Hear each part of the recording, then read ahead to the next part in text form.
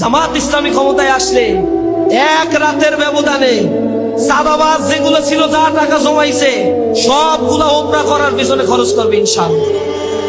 দুর্নীতিবাজ যেগুলো আপনারা দেখছেন, সব তওবা তিল্লা করে আপনাদের পায়ের কাছে এসে বলবে যে কয় টাকা দুর্নীতি করছি, পারলে কিছু অতিরিক্ত নিয়ে আমাদের মাফ করে দাও। কারণ তারা জানে যেদিন জামাত ইসলামী ক্ষমতায় আসবে, ওই দিন রাত থেকে চাঁদাবাজ, সন্ত্রাস, দুর্নীতি, টেন্ডারবাজ, হত্যাকারী, দর্শকের কোন স্থান এই বাংলার মাটিতে হবে না। নারীরা নিরাপদে বাংলাদেশের প্রত্যন্ত অঞ্চলগুলোতে হেঁটে বেড়াবে। আল্লাহর ভয় ছাড়া তাদের মনে আর কারো ভয় থাকবে না। কোন সন্ত্রাসীদের কলিজায় এত সাহস হয় নাই জামাত ইসলামী ক্ষমতায় আসার পরে নারীদের দিকে অঙ্গুলি নির্দেশ করে কোন বেয়াদবি আচরণ করতে পারে।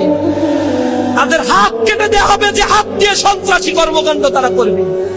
আমার দেশের নাগরিকের নিরাপত্তা যারা নিশ্চিত করতে পারে না, যারা বিগত 15 বছরে অবুদ্ধ, ক্ষুধার্ত, নেকড়ে, যন্ত্র জানোয়ারের মতো জনগণকে টুকরা টুকরা শেষ করতে চেয়েছে, এই জনগণ আজ প্রত্যন্ত অঞ্চলে ফুসে উঠেছে। কোন চালাবাজের অভয়ারণ্যে বাংলাদেশ পরিণত হবে না। দাঁড়িপাল্লা ইনসাফের প্রতি যে দুর্নীতি এই বাংলাদেশে হয়, শেখ হাসিনা কিছু উন্নয়ন করছে, জনগণকে ভিখারিতে পরিণত করেছে। 6 কোটি মানুষ এখন দারিদ্র সীমার নিচে বসবাস করে, তাদের দৈনিক চাহিদা তারা পূরণ করতে পারে না। এদেশে যা বাজেট হয়, আওয়ামী ফ্যাসিবাদের আমলে এই সরকার যোগ বিয়োগ করে $234 বিলিয়ন বের করেছে, যেটা এদেশ থেকে শুধু আওয়ামী লীগ পাচার করছে। দুর্নীতি অন্য বিষয়, শুধু পাচার করছে $234 বিলিয়ন। এই টাকাটা যদি দেশে থাকতো, তাহলে বাংলাদেশের 7 বছরের ডেভেলপমেন্ট বাজেট করা সম্ভব ছিল।